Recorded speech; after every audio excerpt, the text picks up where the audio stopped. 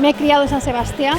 He estado influida por la cultura del pincho los domingos y los sábados y muchas veces entre semana también.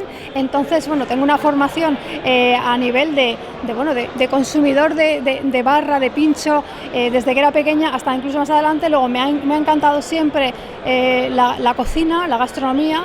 Empecé como comunicadora gastronómica y fui evolucionando y fui viendo que a mí lo que se me estaba demandando eran mis fotografías, las fotografías que acompañaban siempre a todo lo que yo comunicaba. Con lo cual, como además yo tengo una formación en fotografía de hace muchísimos años, hacía fotografía de otro tipo, fotografía urbana, fotografía de viajes, bueno, pues me reinventé, opté por dedicarme a la fotografía gastronómica y al estilismo.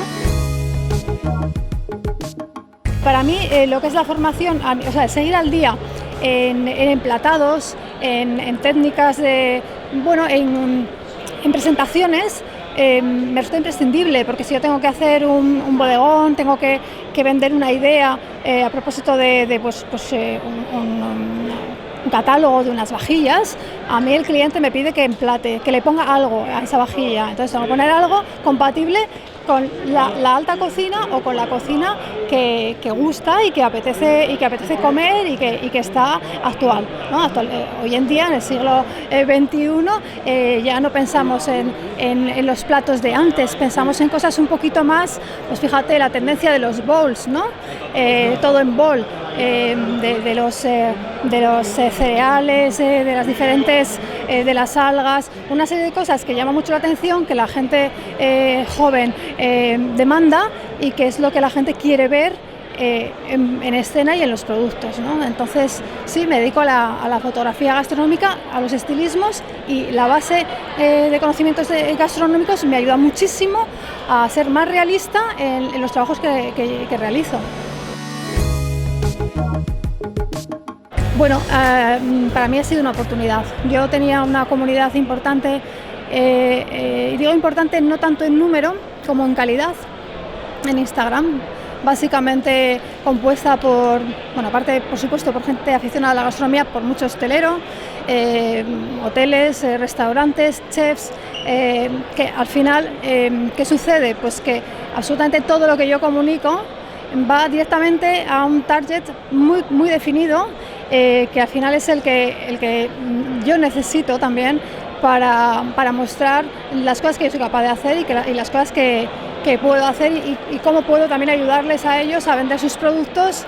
Y para mí Instagram ha sido realmente una plataforma para también crecer yo y desarrollarme como profesional muy importante, muy importante.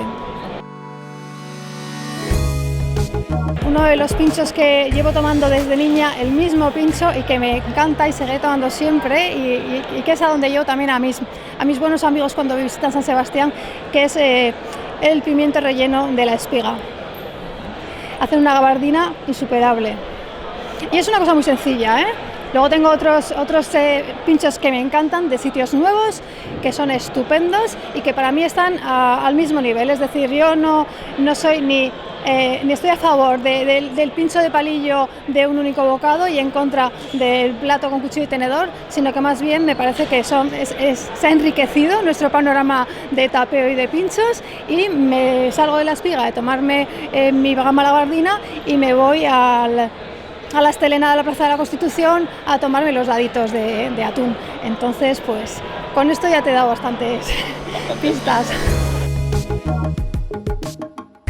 Me parece una iniciativa muy, muy acertada, porque ahora mismo hay una gran confusión, yo creo, sobre todo para el visitante, en relación a dónde ir a tomar los pinchos, ¿no? Porque ese termómetro de allá donde hay más gente es donde está lo interesante y donde está lo mejor, no es necesariamente así en nuestro caso. Y está muy bien que haya personas con suficiente autoridad, como son estos chefs reconocidos, que pongan cada sitio en su lugar y cada pincho en su lugar, y esto está bien.